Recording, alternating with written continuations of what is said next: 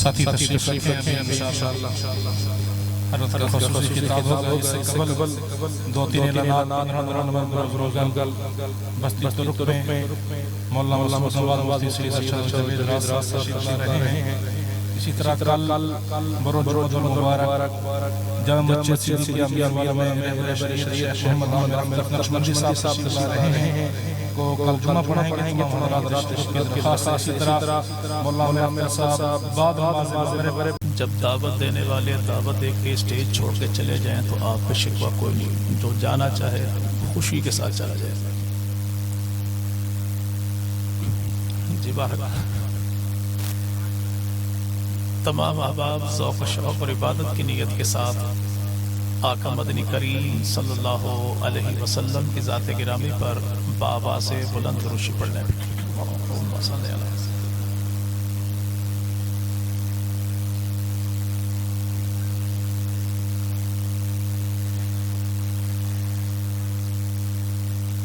आवाज़ बैस के सादा करने के लिए को बिल्कुल बंद करने के बेस को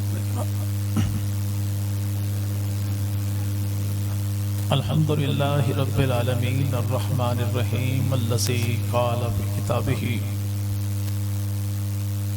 मुहम्मदुर रसूलुल्लाह वल्लज़ीना माअहु अशिद्दाउ अलल कुफ़्फ़ारि रुहमाउ बैनहुम। अस्सलातु वस्सलामु अला सय्यदिल अंबिया मुहम्मदिन नबील करीम अल्लज़ी क़ाला फ़ी खिताबिही इन्नल्लाह अख्तारनी व अख्तारली अस्हाबी व अला आलिही व अस्हाबिही अजमईन। ज़िक्र खैरुल बशर में रहता हूँ, ज़िक्र खैरुल बशर में रहता हूँ, खुशबुओं के नगर में रहता हूँ। इश्क़ अहमद का इर्तका देखो मैं खुदा की नज़र में रहता हूँ। और मोहम्मद सी ज़ात आ ना सकेगी सल्लल्लाहु अलैहि वसल्लम, मोहम्मद सी ज़ात आ ना सकेगी, तारीख ऐसा दिखा ना सकेगी, घराना याराना भी ऐसा मिला है कि दुनिया ऐसा ला ना सकेगी। इंतहाई काबिल सद एहतराम व ताज़ीम हज़रात अकाबरीन उलमाए कराम बुजुर्गान मिल्लत शुरफाए उम्मत नौजवान दोस्तों, अल्लाह रब्बुल इज़्ज़त का बहुत बड़ा करम और एहसान है कि जिस खालिक कायनात ने इस दौरे पुरफितन में हमें आका मदनी करीम सल्लल्लाहु अलैहि वसल्लम और आपकी पाकीज़ा आलो असहाब के ज़िक्र खैर के सदके यहाँ मिल बैठने की तौफीक अता फरमाई। दुआ है कि इलाहुल आलमीन इस ज़िक्र खैर के सदके हमारे घरों में बरकतों का और हमारी नस्लों के हक में हिदायत का फैसला फरमा दे। इंशाअल्लाह कोशिश यही होगी कि जो वक्त मुझे दिया गया उसके अंदर अपनी बात को मुकम्मल कर लूं। अगर आज की रात उस महबूब पैगंबर के नाम लग भी जाए कि जिसके बारे महबूब पैगंबर की नामूस, नबी के घर की आबरू, खुदा का इंतखाब, सिद्दीक की बेटी, मोमिनों की मां, जन्नत की मलका आयशा सिद्दीका कहती हैं कि मैंने जितने अय्याम रसूल खुदा के साथ गुजारे, कोई एक रात भी ऐसी नहीं जिस पूरी रात में अल्लाह के नबी ने नींद की हो। बाज दफा यूं भी होता कि अल्लाह के नबी बिस्तर पर न होते, मैं महबूब पैगंबर की खुशबू को सूंघते सूंघते आगे जो बढ़ती तो अल्लाह के नबी बिस्तर छोड़कर मुसल्ले पर खड़े होते। और हालत इमामुल अंबिया की ये होती कि पैरों पर वरम होता, हाथ उठे होते, हिचकी बंदी होती, आंसू जारी होते, जबान पे दुआ उम्मत के हक में होती, सीने से आवाज यूं आती जैसे पानी के उबलने की आवाज हो। तो मैंने पूछा या रसूल अल्लाह, कौन सी परेशानी है जो आपको चैन की नींद सोने नहीं देती? तो रसूल मकबूल इरशाद फरमाते हैं, प्यारी आयशा, ये उम्मत का गम है जब मुझ मोहम्मद को सुकून से सोने नहीं देता। उस आका मदनी करीम सल्लल्लाहु अलैहि वसल्लम की विलादत के महीने की मुनासबत से मुल्क के पाकिस्तान में प्रोग्राम्स होते हैं, जलसे होते हैं, कॉन्फ्रेंस होती हैं, लेकिन उमूमी तौर पर उन्वानात दो रखे जाते हैं, या सीरत मुस्तफ़ा या मिलाद मोहम्मद मुस्तफ़ा। लेकिन तासुब और तंगनजरी की बुनियाद पे हमने उन्वानात यूं बांट लिए कि मिलाद वाला सीरत नहीं रखता, सीरत वाला मिलाद नहीं रखता, जबकि मामला इतना सा है कि जब महबूब पैगंबर मदनी करीम सल्लल्लाहु अलैहि वसल्लम की मिलाद की बात की जाए तो इसमें महबूब पैगंबर की विलादत का बयान है। आका कब आए, कहां आए, कैसे आए, किस खानदान में आए, किस मां की गोद में आए, रसूल खुदा के आने से बुत मुंह के बल गिरे कैसे, आग बुझी कैसे, सामरा का दरिया खुश्क हुआ कैसे, बैतुल्ला के अंदर जो खुदा बने बैठे थे नाक रगड़ते जमीन पे आए कैसे, और रसूल खुदा जो कायनात में आए तो इमामुल अंबिया मदनी करीम माओं के लिए रहमत का पैगाम लाए कैसे, गुलामों को आजादी मिली कैसे, बेटियों को जिंदगी मिली कैसे, जमाने में सुकून ही सुकून आया कैसे, ये महबूब पैगंबर की विलादत का बयान। लेकिन जब रसूल खुदा मदनी करीम की सीरत को बयान किया जाए तो सीरत इतना वसी मफहूम है, उन्वान है, मौजू है कि महबूब की विलादत वो भी इसमें शामिल है, नबी का ननिहाल तो वो भी इसमें शामिल है, नबी का दुदिहाल तो वो भी इसमें शामिल है। सैयदना अब्दुल्ला से लेकर जनाब आदम तक, पैगंबर की अम्मा सैयदा आमना से सैयदा हव्वा तक अल्लाह ने कैसे पाकीज़ा नफूस के जरिए आमना के लाल को वजूद बख्शा, ये भी उसी में शामिल है। रसूल मकबूल सल्लल्लाहु अलैहि वसल्लम के नूर की तख्लीक अल्लाह ने की कैसे, ये भी उसी में, और है कैसे। मौलाना अशरफ अली थानवी रहमतुल्लाह अलैह, नाम सुना भी कभी? तब इनको इसकी बिल्कुल बंद कर देंगे। बेस आपने बहुत ज्यादा खोली, थोड़ी हल्की कर दें, बात समझ में आ जाए, इतना ही काफी है। रिसालत माब सल्लल्लाहु अशरफ अली थानवी रहमुल्लाह अपनी किताब नशरुत्तीन में लिखते हैं कि रसूल खुदा मदनी करीम सल्लल्लाहु जिब्राइल अमीन जो आए तो अल्लाह के नबी ने पूछा, जिब्राइल एक बात बता, तेरी उम्र कितनी है? तो जिब्राइल ने कहा कि या रसूलल्लाह गिनती शिनती वाला मामला कोई नहीं, यहां इतना मुझे पता है कि चौथे आसमान पर नूर का एक सितारा तुलू होता है हर 70,000 साल के बाद, और उस सितारे को मैं 72,000 मरतबा देख चुका हूं। 70,000 साल के बाद तुलू होने वाला सितारा 72,000 मरतबा देखा, और हमारे यहां के 50,000 साल बनता है वहां का एक दिन। अब 70,000 को 72,000 से जरब दीजिए, और फिर एक एक दिन को 50,000 साल से जरब दीजिए। दुनिया भर का सबसे बड़ा कैलकुलेटर भी हिसाब किताब नहीं करेगा, बल्कि स्क्रीन के ऊपर लिखा आ जाएगा, सॉरी नॉट अलाउड ओवरफ्लो। क्या ए मुहम्मदी मुसलमान नबी के गुलाम, तूने सवाल इतना बड़ा पूछा है कि मेरी इतनी औकात ही नहीं। जैसे जिब्राइल अमीन ने कहा तो अल्लाह के नबी ने फरमाया, अक्की पाट। जिब्राइल निगाहें उठा, मुझ मोहम्मद को देख, मैं नूर का वही सितारा हूं जिसको तूने अपनी जिंदगी में 72,000 मरतबा आसमान पर देखा।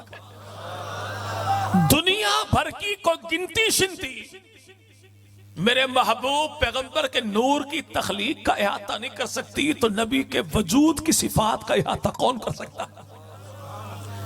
तो जिब्राइल अमीन हो या नूरियों के सरदार या नूरी पूरी मखलूक, जनाब आदम को सजदा करवा के अल्लाह ने ताज़ीम मोहम्मद मुस्तफ़ा फरिश्तों को सिखाई कैसी, ये भी सीरती में शामिल है।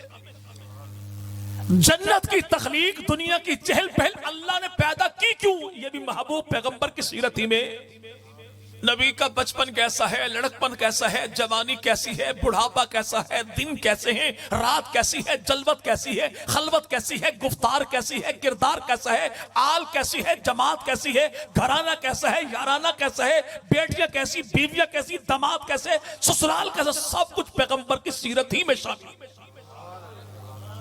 तो यहां पर महबूब पैगंबर मदनी करीम का मिलाद नबी की सीरत ही में शामिल है।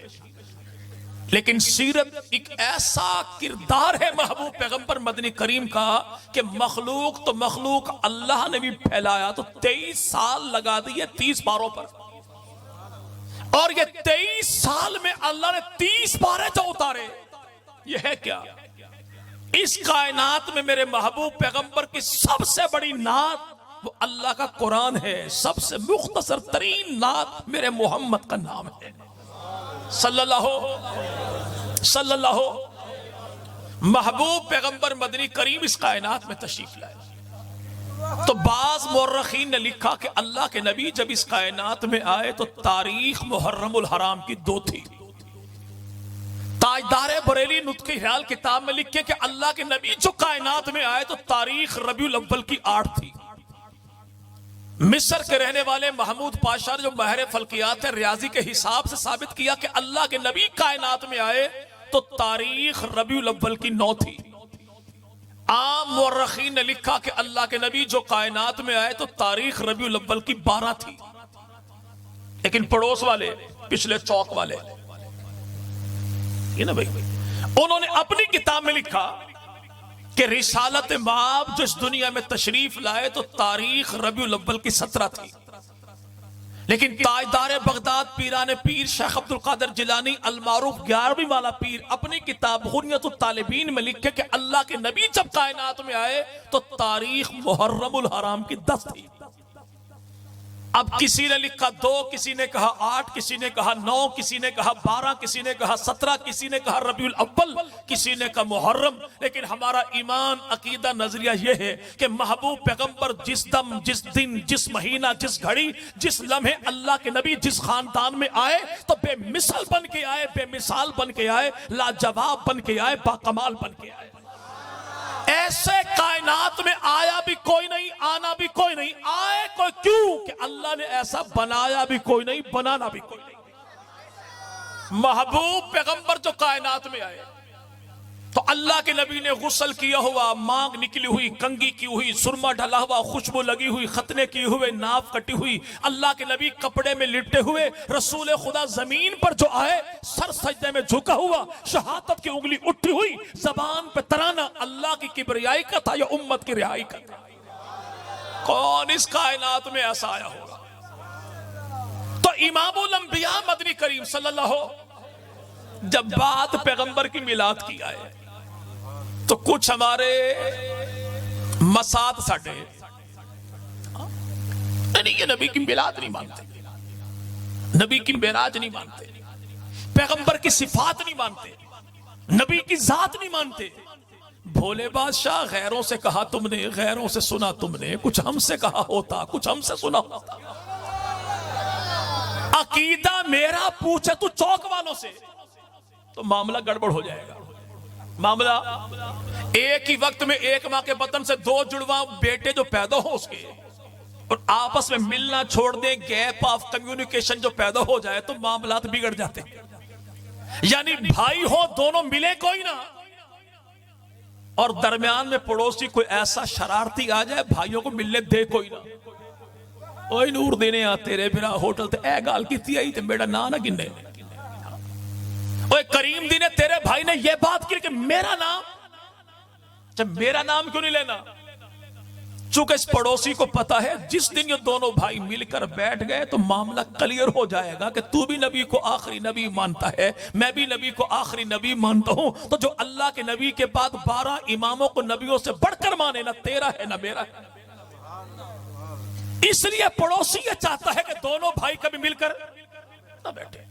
जिस दिन दोनों भाई मिलकर बैठे तो मामला क्लियर हो जाएगा कि तू भी आमना के लाल जैसा किसी को नहीं समझता, मैं भी नबी जैसा किसी को नहीं समझता। आदम अभी गारे मिट्टी के दरमियान थे, मेरा नबी तब भी नबी था, तेरा अकीदा भी मेरा अकीदा भी। और जो ये कहे कि नबी बना तो इसलिए कि जिब्राइल भूल के नबूवत का ताज बजाए अली के नबी के सर पर रख के चला गया, न तेरा है न मेरा है।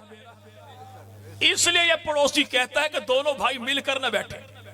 जिस दिन ये मिलकर बैठे तो मामला क्लियर हो जाएगा। तू भी पैगंबर की बेटियां 4 मानता है, मैं भी नबी की बेटियां 4 मानता हूं। तो पैगंबर की 3 बेटियों का बाप किसी और को बनाए, ना तेरा है ना मेरा है। जिस दिन ये मामला क्लियर हो गया कि तू भी नबी को रोजे को जन्नत कहता है, मैं भी नबी को रोजे को जन्नत कहता हूं, जो पैगंबर के पहलू में सोने वाले सिद्दीक को उमर को जहन्नमी कहे, ना तेरा है ना मेरा है। इसलिए पड़ोसी कभी भी दोनों भाइयों को मिलकर बैठने देता ही नहीं। वो बेचारा एक हाफिज था, आंखों से नबीना था, यानी हाफिज नहीं था, अल्लाह हाफिज था, आंखों से नबीना जो था। शादी बेचारे की हो गई। अब ये तो अगर मैं नबीना का अगर फोन नंबर आपको बताऊं तो यकीन माने उसके नंबर पे सबसे पहला मैसेज जाएगा बिलाल तुर्क साहब का, वजीफा केड़ा पड़े ऐसी तो। हाँ, शादी तेरी हुई कैसे थी? तो नाबीना की हो गई शादी। अल्लाह ने बेगम भी दी तो इतनी चिट्टी सफेद काली कि जब कभी गुस्ल करती थी तो स्कूल के बच्चे अपनी दवात भर लेते थे तख्ती लिखने के स्याही काम आए। लेकिन करती क्या थी? ओए नूर देने तेरा मुकद्दर, शादी तेरी मुझसे हो गई, आंखें तेरी है नहीं। अल्लाह ने तुझे बीवी ऐसी अता की है कि लोग मुझे गुलपरी कहते हैं। अगर कभी मैं झुग्गी वाला से जतोई जाऊं तो कारपेट रोड पे बरेके लग जाती। अब ये बेचारा नाबीना घर में बैठा रोता, मौला तूने अजीब मामला किया, आंखें दी नहीं, बीवी ऐसी दे दी। अच्छा वजीफा मैंने अभी बताना नहीं, अगर बिलाल साहब जाना चाहें जा सकते हैं, मुझे भी पता है। अगर वो ये समझते कि मैं नजर उनकी है नहीं मेरे ऊपर, मेरे उसके ऊपर मेरी, तो गलत फहमी है उनकी। लेकिन अगर जाना चाहें तो जा सकते हैं। नंबर मैं आपको आखिर में बताऊंगा इंशाअल्लाह।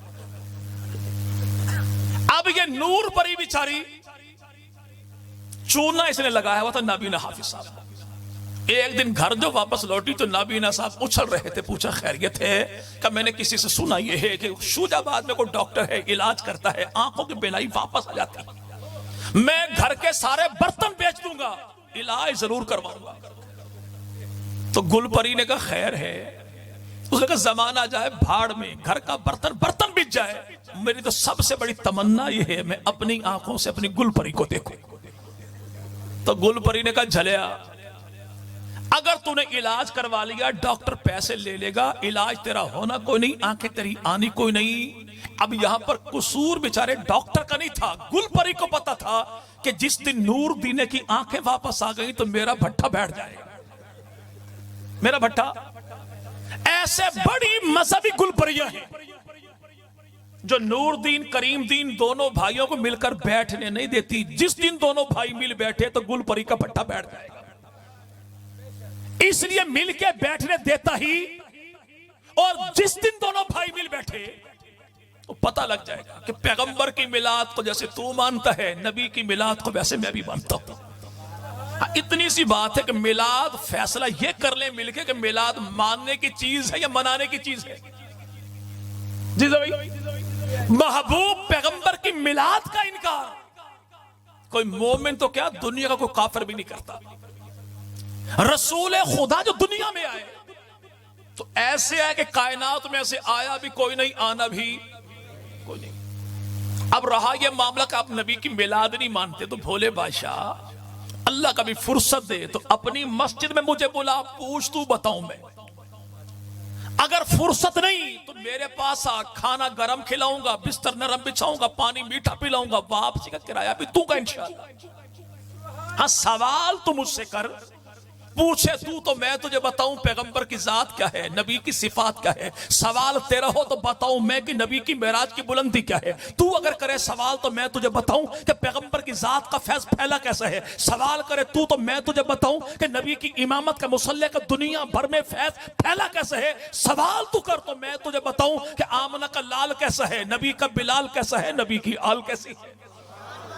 लेकिन मुझसे तो पूछे कोई ना और एतराज पे एतराज करे तो मामला गड़बड़ हो जाएगा। अगर तो मुझसे पूछे कि पैगंबर की मिलाद क्या है, तो एक ही जुमले में महबूब की मिलाद में यूं बयान करता हूं, अगर मोहम्मद न होते तो कुछ भी ना होता। सल्लल्लाहु सल्लल्लाहु। अगर कोई कहे मौलवी साहब इवें नहीं, खुल के गाल करो, तो पहली बात जहन में रख लीजिएगा, अगर कोई चीज मेरा अकीदा ना हो लेकिन मैं लोगों को खुश करने के लिए उसे अकीदा बनाकर पेश करूं, तो रब ताला मरते दम मुझे आमना के लाल का कलमा ही नसीब ना करे। अहलो सुन्नत हैं, अकीदे को छुपाते नहीं, टनाटन बताते हैं। हम उन्हीं के मानने वाले हैं जिसके पांव पकड़े थे मोहम्मद अली जौहर ने, हुजूर मेहरबानी कीजिए बयान बदल दीजिए, अंग्रेज फांसी दे देगा। तो हुसैन अहमद मदनी रहमुल्लाह ने कहा था, बयान बदलता हूं तो ईमान बदलता। हम मानने वाले उनके हैं जो आपके जतोई की धरती पे भी शायद आए हो। जमाना उसे अल्लामा अलीशर हैदरी कहता है, जज ने कहा आपने फुला जगह तकरीर में कहा था सिद्दीक अकबर का मुनकिर काफिर है, का जज साहब कहा नहीं था, तेरी अदालत में कहता हूं सिद्दीक का मुनकिर लारैब काफिर है। तो जहां पे अकीदा हमारा बदलता नहीं, टनाटन डंके की चोट पे अकीदा अपना बयान करते हैं। वो दारुल देवबंद हो या आज मेरे भाई आपके जतोई शहर का कोई मदरसा, अकीदा मेरा वहां भी यही है, अकीदा यहां भी यही है, बरसरे बाजार भी यही है, बरसरे दार भी यही है। अगर को कह के नबी की मिलाद खुल के बयान कीजिए, तो महबूब की मिलाद में यूं बयान करता हूं, अगर दुनिया में जाते मोहम्मद न होती, ख्यालों की रंगीन जन्नत न होती, सितारों के दिलकश फसाने न होते, बहारों की नाजुक हकीकत न होती, जबीनों पे नूरे मुसर्रत न खिलता, निगाहों में शाने मुरब्बत न होती, घटाओं की आमद को सावन तरसते, फिजाओं में बहकी बगावत न होती, फकीरों को इरफान हस्ती न मिलता, अता जाहिदों को इबादत न होती, मुसाफिर सदा मंजिलों पे भटकते, सफीनों को साहिल की कुर्बत न होती, फूलों का रंग ये फीका से रहता, नसीम बहारा में निकत न होती, खुदाई का इंसाफ खामोश रहता, वल्लाह किसी की शिफात न होती, अगर दुनिया में जाते मोहम्मद न होती। सल्लल्लाहु सल्लल्लाहु। उस नबी की मिलाद में क्यों ना बयान करूं जिसकी मिलाद को दुनिया के पहले इंसान ने अपने बेटे जनाब शीश के सामने बयान किया था, और जमाना उसे अबुल बशर भी कहता है, अव्वलुल बशर भी कहता है, कौन सैयदना आदम अलैहिस्सलाम कहता है। पूरी इंसानियत के बाबा जनाब आदम जाने लगे तो बेटे को बुलाया, फरमाया सुन, दुनिया में कभी कोई मुश्किल लम्हात पेश आ जाए तो ऐसा करना, अल्लाह के हुजूर सर सजदे में झुका के हाथ उठा के दुआ मांगना। तो पैगंबर के पैगंबर बेटे ने कहा, अगर दुआ भी करूं अल्लाह कबूल ना करे फिर क्या करूं? एक ही मसला है कि अपनी दुआ के अव्वल आखिर में दरूद आमना के लाल मोहम्मद अरबी पर पढ़ना, रब ताला तेरी रद्दशुदा दुआओं को भी कबूल फरमा लेगा। तो जनाब शीस अलैहिस्सलाम ने कहा, बाबा जान ये मोहम्मद अरबी कौन है जिनका तस्करा इतना जाफसा है, जितना सुनता हूं उतना मजा और आता है। जनाब आदम ने फरमाया, प्यारे बेटा ये जनाब मोहम्मद अरबी कौन है? तेरे अब्बा जनाब आदम की तखलीक अव्वल की निगाह अव्वल जब अर्श मुअल्ला पर पड़ी, मैंने अर्श मुअल्ला पर लिखा हुआ देखा ला इलाहा इल्लल्लाह मुहम्मदुर रसूलुल्लाह। मैं जन्नत के बागात में गया, बागात के फूलों को देखा, फूलों की पत्तियों को देखा, हर फूल की पत्ती पर लिखा था कि ला इलाहा इल्लल्लाह मुहम्मदुर रसूलुल्लाह। मैंने जन्नत के महल्लात को देखा, हर महल की पेशानी पर लिखा था कि ला इलाहा इल्लल्लाह मुहम्मदुर रसूलुल्लाह। मैंने जन्नत के महल्लात देखा, 15 पर्दे देखे, हर पर्दे पर नूर से लिखा था कि ला इलाहा इल्लल्लाह मुहम्मदुर रसूलुल्लाह। मैंने जन्नत के बुर्राक देखे, बुर्राक की पेशानी पर लिखा था कि ला इलाहा इल्लल्लाह मुहम्मदुर रसूलुल्लाह। मैंने जन्नत की हूरों को देखा, हूरों की पलकों पर लिखा था कि ला इलाहा इल्लल्लाह मुहम्मदुर रसूलुल्लाह। मैं उसी दिन समझ गया कि आदम ये ठीक है, अव्वलुल बशर भी तू है, अब अबुल बशर भी तू है, जन्नत की तखलीक भी तेरे लिए और यहाँ पे जन हजरत अव्वा की तखलीक भी तेरे लिए। लेकिन याद रख, आमना के लाल का मकाम खुदा की नजर में इतना आला है कि सबसे आखिर में भेजे तो आखिरुल अंबिया बन जाता है, और सफेद चीर के मुसल्ले पर आए तो इमामुल अंबिया बन जाता है। वो इमामुल अंबिया मोहम्मद अरबी सल्लल्लाहु सल्लल्लाहु सल्लल्लाहु। तो आका मेरे कायनात में तशरीफ लाए तो सैयदा अम्मा हलीमा की गोद में आए। किसके? लेकिन यार लोग नहीं, मिलाद नहीं मानते।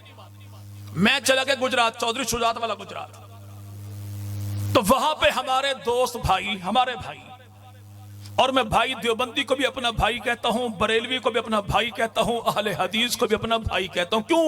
कि भाई वही होते हैं जिनकी मां एक हो, और हमारी मां वो है जो अबू बकर की बेटी पैगंबर की ज़ौजा आयशा सिद्दीका है। अब जो आयशा को मां कहेगा मैं उसे अपना भाई कहूंगा, और अगर कोई मेरा मां जाया हो लेकिन मेरी मां आयशा को मां ना माने, उसे लानती तो कहूंगा, भाई अपना कभी भी नहीं कहूंगा। तो इमामुल अंबिया मदनी करीम सल्लल्लाहु नबी की मिलाद के मौके पर यार लोग जुलूस निकालकर उसी दरवाजे पर आए जहां पर मैं वहां भी बैठा था, और तारीख इस्लाम का बड़ा नादर और नायाब नारा उन्होंने लगाया, मिलाद का मुनकिर काफिर है, मिलाद का मुनकिर काफिर है, मिलाद का मुनकिर काफिर है। किसे? मुझे सुनाने के लिए, मुझे जलाने के लिए।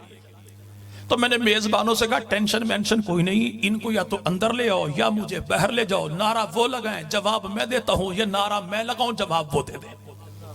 नारा लगाते हैं मिलके कि महबूब पैगंबर मदनी करीम की मिलाद का मुनकिर काफिर है, मेराज का मुनकिर काफिर है, जात का मुनकिर काफिर है, सिफात का मुनकिर काफिर है, नबी के दर का मुनकिर काफिर है, नबी के घर का मुनकिर काफिर है, लिबास का मुनकिर काफिर है, अब्बास का मुनकिर काफिर है, नालैन का मुनकिर काफिर है, हुसैन का मुनकिर काफिर है। हमें एतराज किस बात का? भाई जले तो वो जो पैगंबर का गुस्ताख हो, और जो नबी का गुस्ताख हो, खुदा करे यहां भी जले, खुदा करे वहां भी जले। बाकी रहा ये काफिर काफिर वाला नारा, तो हमसे बेहतर कोई नहीं लगा सकता। बाकी जिनको नया नया शौक चढ़ा है तो अपना शौक पूरा कर ले। भाई महबूब की मिलाद में यूं मानूं कि दुनिया में सब आए, कुछ करके दिखाया, तब दुनिया तारीफ करती है, लेकिन रसूल खुदा आए नहीं, लेकिन कोई उम्मत ऐसी दिखाइए, कोई पैगंबर ऐसा दिखाइए, कोई रसूल ऐसा दिखाइए, कोई मेरे भाई उम्मत और उम्मत पे उतरने वाली किताब दिखाइए, सहीफा दिखाइए, तख्ती दिखाइए, अलवा दिखाइए, जहां पर जिक्र खुदा तो हो, जिक्र मुस्तफा ना हो।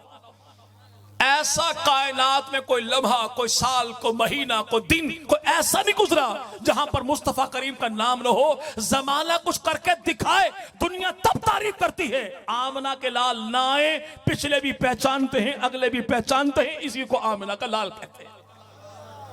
तो यार लोग अगली बात करें, ये नबी की सिफात को नहीं मानते। जब नमाज पढ़ ली आपने ईशा की, अभी कौन सी पढ़ेंगे इंशाल्लाह? जमात के साथ इंशाल्लाह। अगर रात के जलसे के बाद अगली नमाज ना पढ़ी जाए तो रात के जलसे आखिरत के घाटे हैं।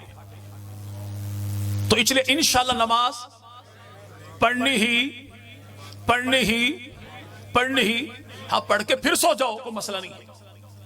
अगर फजर की नमाज यहीं पर हो जाए, होगी नहीं, टेंशन फ्री होकर बैठे। हाँ, वो सैयद बेचारे सारे फौत हो गए, मुल्तान वाले जो सारी रात कुरान पढ़ते थे, है ना भाई। अब तो चूंकि खाने को मिलता ही बराबर है, जो खुद दाना खा के ईंट ना पास कस कर सके तो खतीब क्या बोलेगा यहाँ पे, है ना भाई। इसलिए टेंशन फ्री होकर बैठे माशाल्लाह। अगर फजर की नमाज यहीं पर हो जाए और कोई बंदा कह दे मौलवी उमर फारूक साहब से, आपको 10 साल हो गए इमामत कराते, हर मर्तबा मुसल्ले पर आप खड़े होते हैं, आज आप पीछे होंगे, हमारी सफे आगे होंगे, नमाज हो जाएगी, जमात हो जाएगी। यहां पे मेरे भाई आप सफों में हजारों होंगे, मुसल्ले पर एक क्यों होता है? इसलिए कि मुसल्ले पे एक आने वाला वो होता है कि पिछले सारे मिलकर भी इससे बढ़कर तो क्या, इसके बराबर भी कोई नहीं। यही सबक दिया है अल्लाह ने मेराज की रात को 1.25 लाख अंबिया को अल्लाह ने सफों में खड़ा किया, आमना के लाल को एक अकेले मुसल्ले पर खड़ा किया, ताकि पता लग जाए जो शान मुस्तफा की है और किसी की नहीं। और नबी पाक ने दुनिया से जाते जाते सबको खड़ा किया सफों में, एक अकेले बूढ़े अबू बकर को खड़ा किया मुसल्ले पर, ताकि पता लग जाए मेरे यारों में सिद्दीक जैसा यार कोई नहीं।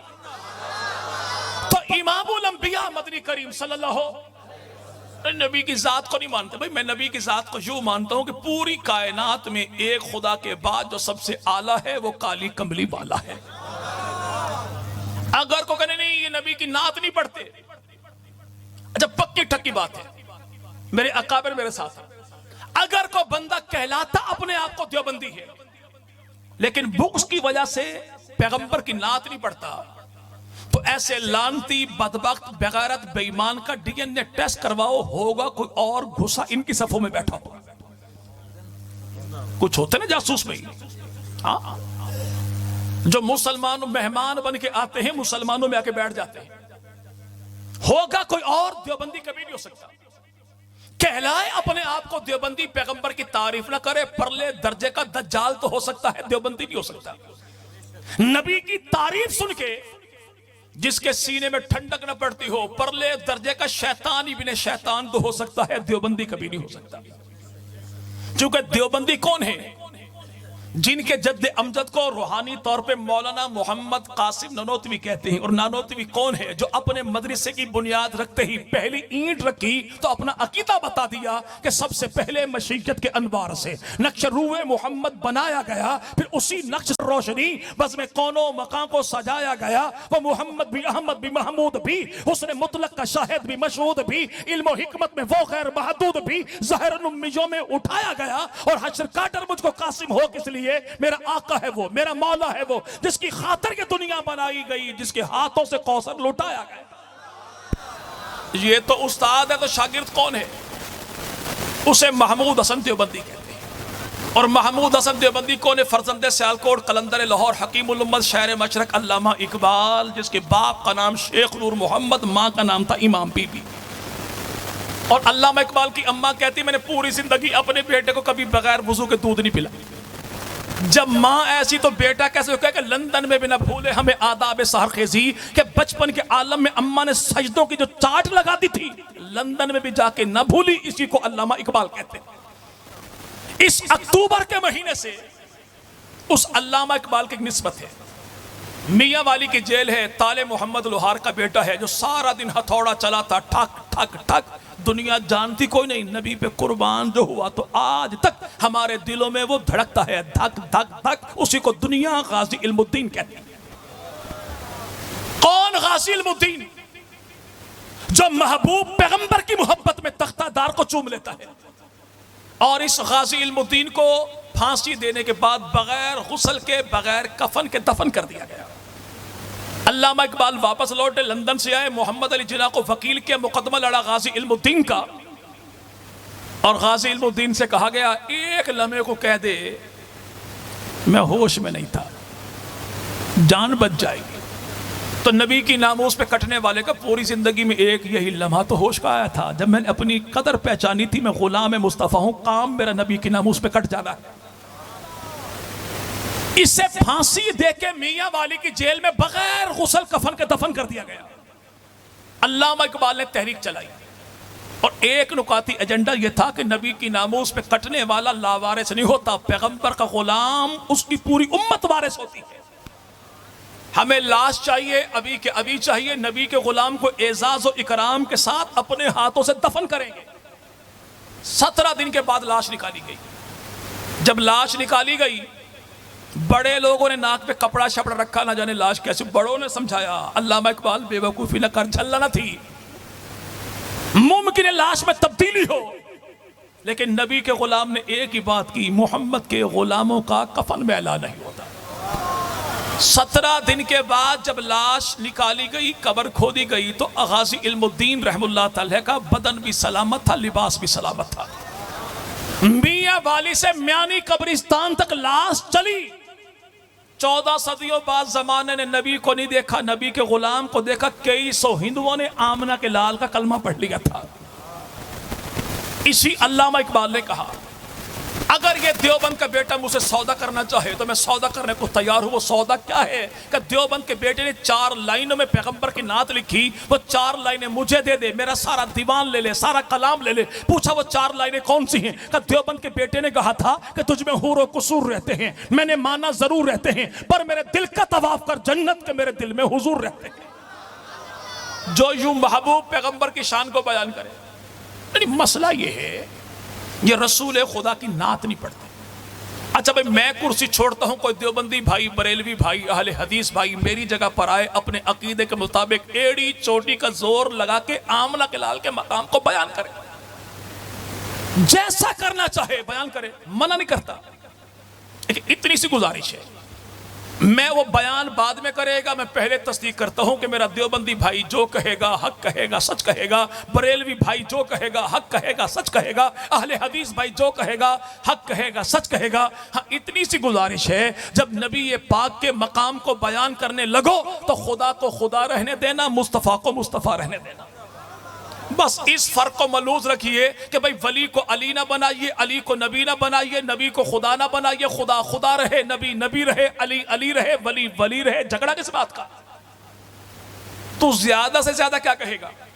थक हार के यही कहेगा ना कि पूरी कायनात में एक खुदा के बाद जो सबसे आला है वो काली कमली वाला है। तू थक कर कहेगा।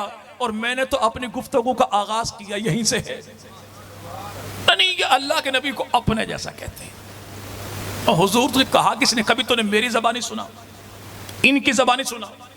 चले अगर कोई हमारा भाई इस नजरिए का हामिल बैठा हो तो वो हल्फन कह दे कि मैंने फलां देवबंदी की ज़बानी सुना था कि अल्लाह के नबी मेरे जैसे।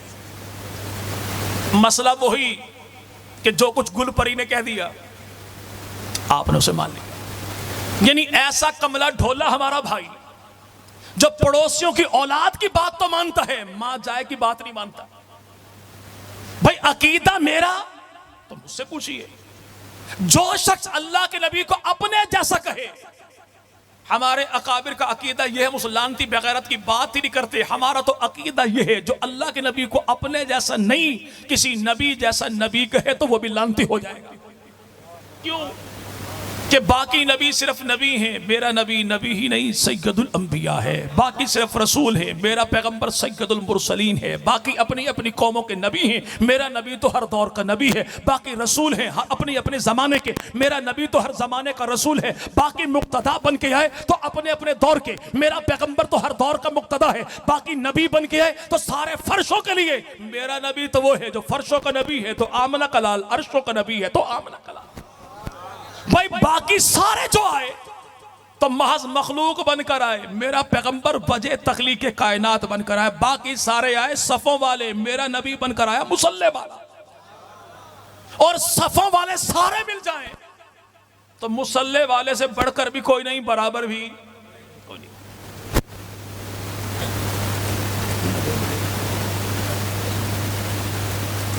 मिल्क शेक ही ना भाई जी। ऐनक मेरी करीब वाली है, मेरी नजर मेरी करीब वाली कमजोर है। अब इसका यह मतलब भी नहीं कि मौलवी उमर फारूक साहब दोबारा उठ के चले जाएं, इतनी बड़ी चीज वो दिखाई देती है जी। भाई ये पानी है, मिल्क शेक जी है कहां का? चलो कंपनी, यानी ये पाकिस्तान का पानी पानी है। तो जनाब इस्माइल की एड़ी से निकलने वाला जिसे हम जमजम कहते हैं वो क्या है जी भाई? यानी ये पानी भी पानी है, जमजम भी पानी है। जब मैं इस पानी को पानी कहता हूं, जमजम जैसा पानी नहीं कहता ना। जमजम को पानी कहने से जमजम की तौहीन होती है। मेरा ये कपड़ा भी कपड़ा है, गिलाफे काबा कपड़ा ही है ना। लेकिन जब मैं इस कपड़े को कपड़ा कहूं तो गिलाफे काबा जैसा कपड़ा नहीं कहता ना। गिलाफे काबा को कपड़ा कहने से उसको तौहीन होती है। ओहद का पहाड़ है तो पहाड़, लेकिन तौसा के पहाड़ों जैसा पहाड़ नहीं ना। पहाड़ कहने से, कोहे पहाड़ कहने से ओहद की तौहीन होती है। मस्जिद नबी है तो मस्जिद, लेकिन मस्जिदों जैसी मस्जिद नहीं ना। मस्जिद कहने से मस्जिद की तौहीन होती है। जतोई है तो शहर, लेकिन मेरे भाई मदीना भी शहर। लेकिन जब जतोई को शहर कहूं तो मदीने जैसा शहर नहीं कहता ना। शहर कहने से मदीना की तौहीन होती है। जब मैं रसूल खुदा को बशर कहता हूं तो अपने जैसा भी नहीं कहता, किसी नबी जैसा भी नहीं कहता। नबी को बशर कहने से नबी की तौहीन भी नहीं होती।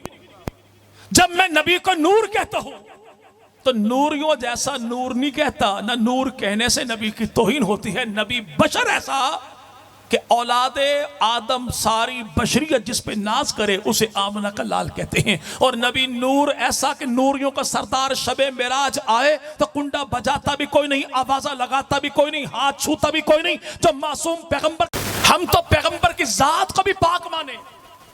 सिफात को भी पाक माने, दर को भी पाक माने, घर को भी पाक माने, लिबास को भी पाक माने, अब्बास को भी पाक माने, नालैन को भी पाक माने, पैगंबर मदनी करीम के हसन हुसैन को भी पाक माने, नबी के लुआब को भी पाक माने, पैगंबर की पूरी जमात को भी पाक माने, नबी के बिलाल को भी पाक माने, नबी की आल को भी पाक माने। हम तो यूं पाक माने कि मासूम पैगंबर का पसीना तो खुशबू वाला भी है, पाक भी है, पैगंबर का लुआब दहन है तो खुशबू वाला भी है, पाक भी है, नबी का खून मुबारक है, खुशबू वाला भी है, पाक भी है। अशरफ अली थानवी रहमुल्लाह अपनी किताब में फरमाए कि रसूल खुदा अपनी हाजत को पूरा करे और पैगंबर के वजूद से जो कुछ निकला सब कुछ पाक भी है, खुशबू वाला भी है। कभी आप पूछ बताओ तो तसल्ली तो हो जाए। हम तो नबी पाक के पसीने को ऐसा माने। अभी बात हुई जनाब हसनैन करीमैन की। अल्लाह के नबी हसनैन करीमैन को चूमते भी थे, सूंघते भी थे। एक सहाबी ने कहा या रसूलल्लाह औलाद तो हमारी भी है, हम औलाद को चूमते हैं, सूंघने वाली बात समझ में नहीं आती। तो नबी पाक ने फरमाया मैं उस हसन हुसैन के वजूद को क्यों ना सूंघूं जिनके वजूद से जन्नत की खुशबू आती है। अगर कोई मरदूद फिक्र वाला मरदूद ये कह दे कि इंसानी वजूद से खुशबू कैसी, हम कहते हैं हुजूर ये हसन हुसैन इंसानी वजूद ही नहीं, नबूवत के फूल हैं तो हसन हुसैन। जिस नबी का पसीना खुशबू वाला, उस नबी के फूल कितने खुशबू वाले होंगे। और नबी का पसीना कैसे खुशबू वाला? इंसानी वजूद से निकलने वाला पसीना बदबू वाला होता है, बिलखसूस बगल का पसीना। और बगल किसी चौक वाले की हो जी, एक साइड उठाए तो 12 बेहोश, दूसरी उठाए 1.5 दर्जन बेहोश। इंसानी वजूद से निकलने वाला पसीना खुशबू वाला, लेकिन नबी का पसीना। पैगंबर के सहाबी आ गए, आके अर्ज की या रसूलल्लाह कल मेरी बेटी की शादी है, जहेज तो क्या, मेरे पास तो इतनी रकम भी कोई नहीं कि खुशबू खरीद के बेटी को लगा दूं। तो आमना के लाल ने फरमाया यारा परेशानी किस बात की है, कल आना दोपहर के टाइम आना, खुले मुंह वाली 2 बोतलें साथ लेकर आना। नबी का यार जो आया तो अल्लाह के नबी ने अपनी बगल का पसीना कतरा कतरा जमा करके यार के हवाले कर दे, फरमाया जा खुद भी लगा, घर वालों को भी लगा। नबी के सहाबी फरमाते इससे पहले मेरी हालत ये थी, अगर मैं किसी से बताता भाई मैं अब्दुल्ला, वो कहता कौन सा अब्दुल्ला, किसका बेटा, किसका भाई, कौन सा खानदान, कौन सी गली, कौन सा मोहल्ला, 20 निशानियां बताता तब जाके पहचानता अच्छा तू अब्दुल्ला है। लेकिन जब महबूब पैगंबर के पसीने की बोतलें घर लेकर गया और मैंने महबूब पैगंबर का पसीना खुशबू को खोला तो इमामुल अंबिया के पसीने की खुशबू मदीना की फिजा में यूं फैली कि मेरे दरो दीवार से भी नबी की खुशबू आया करती थी। जब मैं किसी से कहता मैं अब्दुल्ला, कहता वही अब्दुल्ला जिसके घर से नबी की खुशबू आती है। कहा मेरा घर मशहूर हो गया खुशबू वाला घर, खुशबू वाला, खुशबू वाला। जिस नबी का पसीना इतना खुशबू वाला हो, उस नबी के फूल जी भाई, वो रसूल मकबूल सल्लल्लाहु, पसीना भी खुशबू वाला, नबी थूक जो फेंके तो थूक पाक भी है, खुशबू वाला भी है। अभी मैं जो बोलूं 2-4 कतरे सामने भाई पर पड़ जाओगे को भाई मौलवी साहब खुदा का नाम आ, या मास्क लगा या बूथा हटा कि तेरे थूक ने मुझे परेशान किया है। लेकिन रसूल खुदा वुजू जो फरमाते तो अल्लाह के नबी कुल्ली जो फेंकते तो पैगंबर के यार नबी की कुल्ली, नबी का लुआब, नबी का थूक जमीन पर गिरने से पहले पहले अपने हाथों पर उठा लेते थे। क्यों? ये लुआब दहन वही तो है जो जनाब अली की आंखों में लगे तो दवा बन जाता है, अबू बकर सिद्दीक की एड़ी पर लगे जहर का तरियाक बन जाता है, हजरत जाबिर की हंडियां में जाए 70 का खाना कई 100 खा के चले जाते हैं। वो महबूब पैगंबर का लुआब दहन रसूल खुदा का सहाबी आ गया। सहाबी कौन था? जिसकी 4 बीवियां थी, चारों शौकने जमा हुई पैगंबर के यार के पास आएगा, एक बात बता, हम चारों शौकनों ने मिलकर आज फैसला यह किया कि तेरे वजूद से आने वाली खुशबू हमने अरबो अजम की बड़ी खुशबुएं खरीदी कि तेरे वजूद की खुशबू का मुकाबला कर ले। आज चारों ने बैठ के फैसला यह किया कि तू भी जीता, तेरी खुशबू जीती। इतना बता दे मंगाता कहां से है, लगवाता कहां से? तो नबी के यार ने कहा अल्लाह तुम्हें अक्ल सलीम अता करे, मैंने तो कभी खुशबू लगाई कोई नहीं। तो नबी के सहाबी ने कहा कि बात सुनो, एक मर्तबा गर्मी का मौसम था, मेरे जिस्म पे गर्मी दाने फोड़े फिंसी निकले, रसूल खुदा की बारगाह में गया, अल्लाह के नबी से कहा या रसूलल्लाह मैं मरीज मदीना, अब तबीब मदीना कुछ इलाज तो कीजिए। तो रसूल खुदा ने को मल्लम दवाई दारू लोशन करीम उठा कर नहीं दी, रसूल खुदा ने उंगली बराबर लुआब लिया, मेरी पीठ पर लगा दिया। का पीठ पर पैगंबर का उंगली बराबर लुआब लगना था, बदबू भी चली गई, बीमारी भी चली गई। कब हालत यह है कि मदीना वालों से मैं नहीं पूछता, मदीना के वडेरे मुझसे पूछते हैं मंगवाई कहां से है, लगाई कहां से है। चारों सौकने जमा होकर आ गई और कोई बंदा एक ही वक्त में चारने का कर सकता है। चारने का कोई भी मुसलमान एक वक्त में कर सकता है, तो आप भी करेंगे इंशाअल्लाह।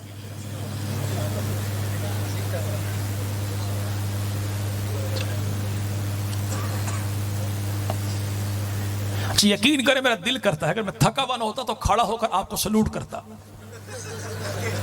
कि घर वालियों के डर से आप यहां भी नहीं बोल रहे, लेकिन बोले तो मसलन मौलवी साहब भी नहीं, तो क्यों नहीं बोले? चूंकि कैमरे का रुख सुविधा इनकी तरफ था, लेकिन कम से कम आप तो बोले भाई। जी भाई, एक ही वक्त में कोई मुसलमान चार शादियां तो करेंगे। अच्छा, इंशाल्लाह उस बंदे ने बहुत जोर से कहा जो अभी तक फेसबुक पे पहली की तलाश में है। चलें, अल्लाह की मर्जी भाई, और हमारी दुआ है कि अल्लाह जल्द अज जल्द इसका ये मान पूरा कर दे। पहले महीने में भाई 4 माह को ना जाए तो मुझे पकड़ लेना इंशाल्लाह, क्या ना भाई। चारों बीवियां जमा होकर आई और नबी के यार ने क्या किया, एक उंगली बराबर लुआब दन रसूल खुदा ने पीठ पर लगा दिया। अब अगर कोई ये कहे ये खुशबू कैसी, जनाब हसनैन करीमैन महबूब पैगंबर के नवासे हजरत फातिमा की गोद में सफर पर चले तो दोनों बच्चे रोए, तो अल्लाह के नबी ने फरमाया फातिमा तुझे मालूम है बच्चे तेरे रोते हैं, दिल मुस्तफा का दुखता है। अर्ज किया रसूलल्लाह दोनों को भूख लगी है, फरमाया दोनों बच्चे मेरी झोली में डाल। पर्दे की ओर से पैगंबर के साहबी अबू हुरैरा फरमाते पर्दे की ओर से पैगंबर की बेटी ने दोनों बच्चे नबी की झोली में डाले और खुदा के रसूल ने अपनी जबान दोनों के मुंह में रखी और दोनों नवासों ने पैगंबर की जबान को यूं चूसा जैसे अलीपुर जतोई वाले खजूर खाने के बाद गुठली को चूसते हैं, जब तक छिलका ना उतर जाए छोड़ते नहीं। पेट भर के लुआब चूसा। अगर एक उंगली बराबर लुआब किसी की पीठ पे लग जाए तो उसका मुकाबला जमाने की खुशबू नहीं करती, तो जिन्होंने पेट भर के नबी का लुआब चूसा उनका मुकाबला कौन कर सकता। नबी का पसीना भी खुशबू वाला, नबी का लुआब भी और नबी का खून भी। आज किसी हादसे में, एक्सीडेंट में, इंसिडेंट में खून किसी का निकले, कपड़े खराब हो जाएं तो इमाम मस्जिद में गए, खुदा का नाम मन नहा के आ, कपड़े धो के आ, कपड़ों में सड़ान मचेगी, बदबू मचेगी, कपड़े काले हो जाएंगे, नमाज तेरी। लेकिन खुदा के नबी मदनी करीम सल्लल्लाहु, अल्लाह के नबी ने हजामा करवाया, खून जो निकला बर्तन में जमा किया, दिया अपने यार को, फरमाया जा किसी जगह पे दफन करके आ। यार आया काफी देर के बाद, तो नबी पाक ने पूछा खैर है, इतनी देर कहां लगाई? अर्ज किया रसूलल्लाह एक जगह जमीन खोदी, दफन करने लगा, दिल में यह बात आई आज ना कल किसी का पांव पड़े, पैगंबर के खून की तौहीन हो, बर्दाश्त ही नहीं। फिर क्या किया? आका दूसरी जगह बैठा, फिर क्या किया? अल्लाह के नबी फिर वही ख्याल आया, तो फिर क्या किया? आमना के लाल करना गया था, बर्तन उठाया, मुंह से लगाया, पी गया। तो इमामुल अंबिया ने फरमाया किसी ने चलता फिरता जीता जागता जन्नती देखना हो तो मेरे इस यार को देख ले। सहाबा ने कहा या रसूलल्लाह यार में ऐसा कमाल कौन सा है? फरमाया जिसके जिस्म के खून से नबी का खून मिल जाए अल्लाह उस पे दुनिया की और आखिरत की आग को हराम कर देता है। अगर आज को यह कहे वो 6-7 साल के अली के दोनों बेटे जन्नती जवानों के सरदार कैसे बच्चे सरदार बन के जवानों के, हम कहते हैं हुजूर हम चूंकि अहले सुन्नत हैं, अल्लाह का नबी जब जहां जिसे जो कुछ अता फरमा दे हम तनकीद नहीं करते, सवाल नहीं करते, सलाम भी करते हैं, तस्लीम भी करते हैं। और रहा ये मामला बच्चे, ये बच्चे उस घर के बच्चे हैं जिस घर के बच्चे उम्मत के बड़े बड़ों से भी बड़े हैं। यही तो वजह है कि खत्ताब का बेटा फारूक आजम हुसैन इब्ने अली के सामने पगड़ी उतार के सर के बाल पकड़ के हुसैन इब्ने अली से कहते हैं हुसैन अल्लाह की धरती पे आज जो उम्र की इज्जत है वो अल्लाह के दीन के सदके है, ये मोहम्मद अरबी के घराने के सदके से। ये हसन हुसैन जन्नती जवानों के सरदार कैसे? भाई जिसके जिस्म के खून से नबी का खून मिल जाए उसे जन्नती कहते हैं, और जिनकी रगों में नबी का खून दौड़े उन्हें जन्नती जवानों का सरदार कहते हैं। इंसानी खून का जायका कड़वा है। अल्लाह तेरा शुक्र है, अल्लाह तेरा कि इंसानी खून का जायका कड़वा है। चलो हमें और मौला को तो परेशानी कोई भी ना होती, लेकिन यकीन माने मौलवी उमर फारूक को कई शुगर मिलने वाले निचोड़ चुके होते अभी तक। बचा हुआ क्यों? जायका कड़वा है। लेकिन नबी के यार से पूछा नबी के सहाबा ने, तूने जो रसूल खुदा का खून पिया जायका कैसा था? साहबी रसूल फरमाते, पैगंबर के खून का जायका अंबर कस्तूरी से ज्यादा खुशबू थी, शहद से ज्यादा मीठा था। और रसूल खुदा की आदत मुबारक ये थी, अगले को 15 मिनट बाद मेरी खत्म इंशाअल्लाह। रसूल खुदा की आदत मुबारक ये थी कि अल्लाह के नबी जब अपनी हाजत को पूरा करना चाहते तो आमना के लाल आबादी से दूर निकल जाते, पकी हुई फसल में ना बैठते, सायादार दरख्त के नीचे ना बैठते, जहां पानी पीने की जगह होती वहां भी ना बैठते, आम शाहरा रागुजर पर भी ना बैठते, दूर तशरीफ ले जाते, जमीन के करीब जाते तो बेपर्दगी वाला आलम होता, लेकिन ओट के बगैर नहीं बैठते थे, खुले मैदान में ना बैठते थे। रसूल खुदा का यार साथ था। अल्लाह के नबी ने फरमाया, यार जा उन दरख्तों से कह तुम्हें अल्लाह के नबी ने बुलाया है। सहाबी ने ये नहीं पूछा, या रसूल अल्लाह वो सुनेंगे कैसे, बताऊं कैसे, वो आएंगे कैसे? सहाबी था ना, नबी ने कह दिया, सहाबी चल पड़ा, अगली बात ही ना पूछी और दरख्तों से कहा, सुनो तुम्हें खुदा के रसूल ने बुलाया है। साहबी रसूल कहते हैं, मौलाना अशरफ अली थानवी रहमुल्लाह अपनी किताब में लिखे कि दरख्त एक जानिब झुके अपनी जड़ें निकाली, दूसरी जानिब झुके अपनी जड़ें निकाली और अपनी जड़ों पर जो दौड़ते आए जैसे कोई इंसान अपने कदमों पर दौड़ता है। आके बराबर खड़े हो गए, ओट बन गई, अल्लाह के नबी गए, हाजत को पूरा किया। पैगंबर के यार कहते हैं, नबी जो आए मैं दौड़ कर गया, जहां पर हम बैठते हैं वहां पर गंदगी होती है, कसाफत होती है, गलाजत होती है, वहां पे बदबू होती है। जहां पर नबी बैठे वहां पर क्या है कि वहां पे गंदगी भी कोई ना, कसाफत भी कोई ना, गलाजत भी कोई ना, बदबू भी कोई ना। वो चंद ढीले पड़े थे जिनसे अल्लाह के नबी ने इस्तंजा किया था और मट्टी के ढीलों से अंबर कस्तूरी से बढ़कर ज्यादा खुशबू आ रही थी। मैं उल्टा दौड़ कर आया, पैगंबर की जात से कहा, या रसूलल्लाह जहां पर हम बैठे हैं वहां तो ये होता है, जहां पर आप बैठे वहां तो कुछ भी ना था। तो रसूल मकबूल ने फरमाया कि मेरे यार सुन, जब अल्लाह का नबी अपनी हाजत को पूरा करता है तो रब ताला जमीन को हुक्म देता है, जमीन अपना सीना चाक करके पैगंबर के फुजले को अपने सीने में समो लेती है। क्यों? इसलिए कोई बंदा पैगंबर के फुजले को देख के अगर नफरत कराहत का इजहार करेगा तो ईमान से भी जाएगा, अमाल से भी जाएगा। अगर कोई बंदा पैगंबर के फुजले को देख के नफरत का इजहार करे तो ईमान भी गया, अमाल भी गया। लेकिन वो जिसे नबी ने, जिसे अल्लाह ने अबू बकर के घर से उठाया, नबी के बिस्तर की जीनत बनाया, अगर कोई उस आयशा सिद्दीका पर लान तान करे तो मुसलमान हो जाएगा। पैगंबर का फुजला देख के अगर कोई नफरत का इजहार करे, अल्लाह ईमान भी ले ले, अमाल बर्बाद कर दे। लेकिन वो जिनको अल्लाह ने उठाकर पैगंबर के पहलू में यूं सुलाया कि 14 सदियों से सोते हैं और कयामत का दिन जो उठेंगे तो अकेले नहीं उठेंगे, नबी के हाथों में देके हाथ उठेंगे, अबू बकर उमर। अगर कोई ये कहे मैं नहीं मानता, अगर तू उनको नहीं मानता तो तुझे हम भी नहीं पहचानते, तू है कौन? यहां पर पैगंबर मदनी करीम में जिसे अपने जिगर का टुकड़ा कहा, सैयदा फातिमा ज़हरा, जिनको आंखों का नूर कहा जनाब हसन हुसैन, नबी ने जिसे अपना भाई कहा सैयदना अली अल मुर्तजा। अगर कोई बंदा पैगंबर की आल से नफरत का इजहार करे तो ईमान से भी जाएगा, अमाल से भी। चले बात मेरी खत्म होगी भाई इंशाल्लाह। महबूब पैगंबर का पसीना पाक भी है, खुशबू वाला भी। नबी का लुआब पाक भी है, खुशबू वाला भी। नबी का खून पाक भी है, खुशबू वाला भी। नबी का फुजला पाक भी है, खुशबू वाला भी। तूने मेरे भाई हुजूर दूसरों से सुना, हमसे सुना ही तूने कब है? अगर तू हमारे अकाबिर के बारे पूछना चाहे, चल बताता मैं हूं, गिनता तो जा। करीबी बहावलपुर, जी भाई, बहावलपुर से पहले खानका शरीफ, खान का शरीफ पे रहने वाले हैं और वो मुरीद हैं और खलीफा हैं किसके, शागिर्द हैं किसके, मुफ्ती आजम पाकिस्तान।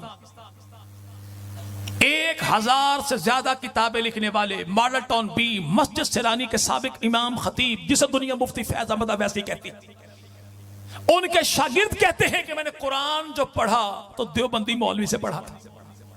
किसे पढ़ा? देवबंदी। ये तरंडा मोहम्मद बना, सामने जहर पीर, दरिया पार करें, चाचड़ा शरीफ, आगे कोटमिठन। कोटमिठन कौन? ख्वाजा गुलाम फरीद। ख्वाजा गुलाम फरीद कौन है? जो 19वीं पुश्त में औलाद हैं हजरत उमर फारूक आजम की। उनसे किसी ने पूछा, हुजूर एक बात बताएं, बच्चा मेरा हाफिज बन चुका, किताबें कहां पढ़ाऊं? का टेंशन कोई नहीं, देवबंद से बेहतर मदरसा कोई नहीं। कोट मिठन से आ जाए तौसा शरीफ, ख्वाजा सुलेमान तौसवी अलमारू पीर पठान, मदरसा बनाया तौसा की धरती पे। और चले गए एक आलिम, एक अल्लाह वाले के पास, का अपना बेटा मुझे दीजिए, मदरसा मेरा, शेखुल हदीस बेटा तेरा। जमाना जानता है ख्वाजा सुलेमान तौसवी रहमुल्लाह के तौसा की धरती पर मदरसे का पहला शेखुल हदीस कौन? उसे देवबंद का बाबा अब्दुल सत्तार तौसवी कहते हैं। लैया से आगे भक्खर रोड, लालीचंद करोड़, ख्वाजा हसन सिवाग शरीफ रहमुल्लाह अल्लाह वाले ने किताब लिखी फ्यूजात हसनिया, और फ्यूजात हसनिया में लिखा कि वो अल्लाह वाला जिसके बारे में अदालत अंग्रेज में मुकदमा दायर कर दिया गया, जबरदस्ती लोगों को कलमा पढ़ाता है, तो खुदा के वली ने उंगली उठाई अदालत के हाथे में, जज साहब इसे मैंने का कलमा पढ़, ला इलाहा इल्लल्लाह। जज कुर्सी छोड़ के भागा। लेकिन उसी अल्लाह वाले से पूछा गया कि मैं अपने बच्चे को हिफ्ज जो कराऊं तो कहां पर कराऊं? का देवबंद से बेहतर मदरसा कोई नहीं। वो चलिए गोल्डा की धरती पर, जिसे दुनिया पीर मेहर अली शाह रहमतुल्लाह अलैह कहती है। और पीर मेहर अली शाह को छोटा मोटा पीर नहीं, बहुत तगड़ा किस्म का पीर था। खलीफा है हाजी इमदादुल्लाह मुहाजिर मक्की के। इमदादुल्लाह मुहाजिर मक्की कौन है? हिंदुस्तान पाकिस्तान का कोई देवबंदी उनका इनकार नहीं करता कि सारे देवबंदियों का दादा इमदादुल्लाह मुहाजिर मक्की। हिंदुस्तान पाकिस्तान का कोई बरेलवी उनका इनकार नहीं करता कि हिंदुस्तान पाकिस्तान के सारे बरेलवियों का दादा हाजी इमदादुल्लाह मुहाजिर मक्की। इमदादुल्लाह मुहाजिर मक्की वो हैं जिनके 70 खलीफा हैं। पहला खलीफा कौन है? उसे देवबंद का बानी कासिम ननोतवी कहते हैं। और आखिरी खलीफा कौन है? उसे ताजदार गोलड़ा पीर मेहर अली शाह रहमतुल्लाह अलैह कहते हैं। पीर मेहर अली शाह रहमुल्लाह को लाहौर वालों ने बुलाया, हुजूर मेहरबानी कीजिए, दज्जाल कादियानी नाम नेहाद जो बन गया नबी रसूल, उम्मत का ईमान छीनना चाहता है, तशरीफ लाइए, जान छुड़ाइए। पीर मेहर अली शाह रहमुल्लाह तशरीफ लाए लाहौर की धरती पे, सारे स्पीकरों का मुंह उस तरफ किया जहां पर वो लानती बैठा था, और कहा अगर तू अपने आप को नबी रसूल पैगंबर कहता है, मैं अपने आप को नबी रसूल पैगंबर नहीं कहता, अपने आप को नबी का छोटा सा उम्मती कहता हूं। तू रसूल बन के आ, मैं मोहम्मद अरबी का उम्मती बनकर आऊंगा। करते ये हैं कि तू भी मीनारे पाकिस्तान पर आ, मैं भी मीनारे पाकिस्तान पर आऊं, उंगली का इशारा तू भी कर, उंगली का इशारा मैं भी करूं। अगर तेरे कहने पर दरिया रावी अपनी जगह छोड़ के तेरे कदमों में आए तो तू सच्चा, मेरे कदमों में आए तो नबी का गुलाम सच्चा। अगर यूं नहीं करते यूं कर लेते हैं कि तू भी किसी कुआरी बच्ची को लेकर आ, मैं भी किसी कुआरी बच्ची को लेकर आऊं, स्टेज के पीछे खड़ा कर दे, इशारा तू भी कर, इशारा मैं भी करूं। अगर इशारे से वो खातून बच्चे को जन्म दे और बच्चा पैदा होते ही तेरा नाम ले, तू सच्चा, मेरा नाम ले तो नबी का गुलाम सच्चा। तो मिर्जा कादियानी ने खत लिखा, my dear Mehar Ali Shah I love you, एवे ना करो। हाँ, तो सौके सौके सवाल पूछो, 2 दूनी 4, क्यों? ताकि मेरे भी कोई इज्जत रह जाए मुरीदों के सामने। यूं बेइज्जता मुझे ना कीजिए। हाँ, यूं करते हैं कि आप भी कुरान की तफसीर लिखें, मैं भी कुरान की तफसीर लिखूं, तफसीर कौम के सामने पेश कर दें। कौम जिसकी तफसीर को अच्छा सच्चा सुच्चा कहे, उसे वो भी सच्चा, उसका मजहब भी सच्चा। पीर मेहर अली शाह रहमुल्लाह मुस्कुराया, फरमाया तू और कुरान की तफसीर ज्यादा शौक है तो यूं कर लेते हैं कि तू भी कागज लेकर आ, मैं भी कागज लेकर आऊं, तू भी कलम लेकर आ, मैं भी कलम लेकर आऊं, तू भी कागज पे कलम रख दे, मैं भी कागज पे कलम रख दूं, फिर हाथ तू भी हटा ले, हाथ मैं भी हटा लूं, तू भी कलम से कहे, मैं भी कलम से कहूं, और जिसके कहने पर कलम खुद ब खुद कुरान की तफसीर लिखे वो सच्चा, उसका मजहब भी सच्चा है। तो किसी ने कहा हुजूर इतना बड़ा दावा, फरमाया दावा मैंने खुद नहीं किया, मुझे तो यूं महसूस होता है जैसे काली कमली वाले महबूब पैगंबर मुझे पीठ पे थपकी देकर फरमाते हैं, मेहर अली कागज पे कलम रखना तेरा काम है, तफसीर लिखवाना मदीने वाले का काम। जिसको खुदा के नबी ने थपकी दी उसने आगे 2 अफराद को थपकी दी। एक मुल्तान में सोया है, एक वजीराबाद में सोया है। मुल्तान वाले जैसा खतीब कोई नहीं, वजीराबाद वाले जैसा अदीब कोई नहीं। मुल्तान वाले को अताउल्लाह शाह बुखारी कहते हैं, वजीराबाद वाले को मौलवी जफर अली खान कहते हैं। इसकी जबान का जवाब नहीं, उसके कलम का जवाब नहीं। और मौलवी जफर अली खान ने पैगंबर की शान में एक शेर ऐसा लिखा जो सारे उर्दू नात के कलाम पे भारी है कि जफर अली खान ने कहा था कि रुखे मुस्तफा है वो आईना, अब ऐसा दूसरा आईना न हमारी बज़्म ख्याल में, न दुकान आईना में। इसका तर्जमा तशरी अल्लामा अली शेर हैदरी शहीद रहमुल्लाह यूं फरमाते कि रब कायनात ने पूरी कायनात में आमना के लाल मदनी करीम को जो जमाल कमाल अता किया है, ऐसा जमाल कमाल आज के दौर में मखलूक तो क्या खालिक के खजाने में भी कोई नहीं। वो अल्लाह चाहे तो इससे बढ़कर पैदा करने पर कादिर है, लेकिन जमाने में भेजने के लिए रब ताला ने जितने चेहरों को तख्लीक किया, उन चेहरों में जो सबसे आला है वो काली कमली वाला है, वो रसूल मकबूल सल्लल्लाहु। अगर थोड़ा आगे चले गोल्डा शरीफ से तो भेरा इंटरचेंज, आगे चले तो पीर करम शाह साहब, पीर करम शाह साहब मसला के बरेलवी, दो लाजवाब की किताबें लिखी। मैं टनाटन देवबंदी, मैं कहता हूं लाजवाब किताबें लिखी। कौन सी? ज़ियाउल कुरान, ज़ियाउल नबी। ज़ियाउल कुरान तफसीर है, ज़ियाउल नबी पैगंबर की सीरत है। और ज़ियाउल कुरान किताब की जिल्द नंबर 1 सफ़ा नंबर 10 पे लिखा कि मैं उलमाए अहले सुन्नत को देवबंद भी, उलमाए अहले सुन्नत को, उलमाए देवबंद को अहले सुन्नत भी समझता हूं, अपना भाई भी समझता हूं। थोड़ा आगे तशरीफ ले आइए तो सरगोदा रोड पे भेरा से 92 किलोमीटर झंग सरगोदा रोड एक अल्लाह वाले का दरबार है, जिसे दुनिया पीर स्याल लजपाल कहती है। ज़ियाउद्दीन स्यालवी, शमसुद्दीन स्यालवी, कमरुद्दीन स्यालवी, अशरफ अली स्यालवी, हमीदुद्दीन स्यालवी, पीर स्याल लजपाल। ज़ियाउद्दीन स्यालवी रहमुल्लाह तशरीफ लेके दारुल उलूम देवबंद, तो दारुल उलूम देवबंद के शेखुल हदीस कौन थे? मौलाना अनवर शाह कश्मीरी। जैसे इन्हें देखा खड़े हो गए, जगह छोड़ी, कहा आप यहां पर आकर बैठिएगा। क्यों? कहा इसलिए कि आप अल्लाह के वली हैं। तो हजरत स्यालवी रहमुल्लाह फरमान लगे आप बैठिएगा। मैं क्यों बैठूंगा? इसलिए कि आप आले नबी हैं। ना वो बैठे ना वो बैठे, एक बैठा इधर एक बैठा इधर, तो यहाँ पे कुर्सी रही खाली, मसनद रही खाली। हजरत अनवर शाह कश्मीरी कहने लगे हुजूर तशरीफ लाए हैं, दरसे हदीस दीजिए। 1.25 घंटे तक जो दरसे हदीस दे, वापसी पर जाते जाते कई सौ चंदा भी दे, बरकत की दुआ भी दे। ये कौन है? इसे ज़ियाउद्दीन स्यालवी कहते हैं। और मदरसा कौन सा? इसे दारुल उलूम देवबंद कहते हैं। चले बातें बहुत सी है, बात अपनी क्लोज करें। अगला एतराज ये तो हमारे घर वाले करते ना भाई, अगला एतराज चौक वाले करते हैं। नहीं आप नबी के आल को नहीं मानते, नबी के अहले बैत को नहीं मानते। आप जगह जगह पर लिखते हो मेरे पीर सहाबा। अगर सहाबा आपके पीर हैं तो आले मोहम्मद कौन है भाई? अकीदा मेरा और बयान और करें तो मामला कभी भी हल हो गए। 3 बातों का जवाब, और इंशाल्लाह मैं यूं गया जैसे पाकिस्तानी फौज के आने के बाद जमहूरी हुकूमत जाती है ना भाई।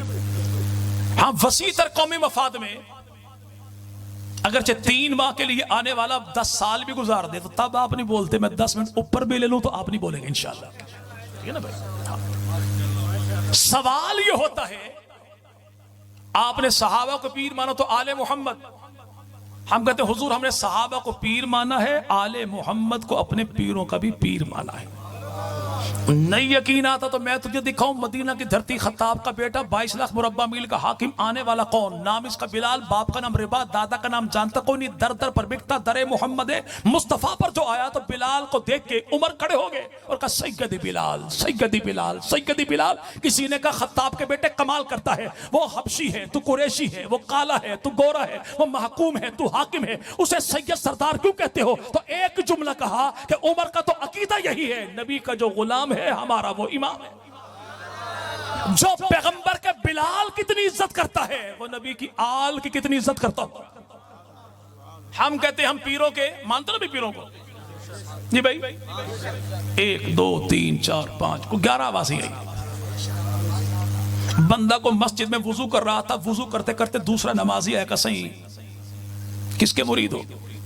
उसने 1 मिनट ठहरिए, अच्छी तरह वुजू किया, निगाहें झुका ली, आंखों में आंसू आके कैसे मर्रान मुरीद। आप तो मेरे हुजूर यूं चुप कर गए पीर के नाम पे, जैसे पीरनी का नाम बगैर वुजू लेना शरीयत में सबसे बड़ा गुनाह हो।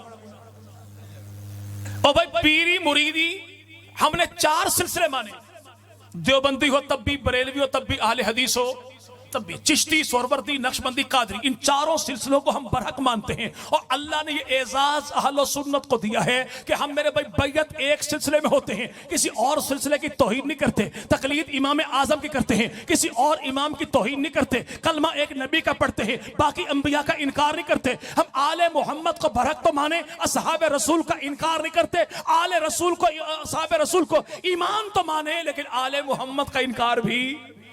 ये वुसअत अल्लाह ने दी है तो अहले सुन्नत। हमने पीरी मुरीदी के 4 सिलसिले माने, कितने?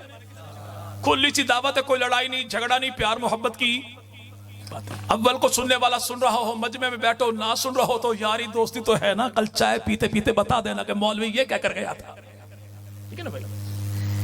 और मैं आया हूं लेकिन आखिरी बार नहीं आया जी भाई। अगर मैं महीने के बाद भी आया तो आज की तकरीर के हर्फ हर्फ का मरते दम तक जिम्मेदार। आज जो हमसे कहे तो नबी की आल को नहीं मानता। हमने पीरी मुरीदी में 3 सिलसिले सैयदना अली से लिए। कितने कितने? हमने 3 सिलसिले जनाब अली से लिए। हम पे तान करने वाला अपने मजहब में कोई एक लंगड़ी लूली सिलसिली बताया जो उसने अली से ली।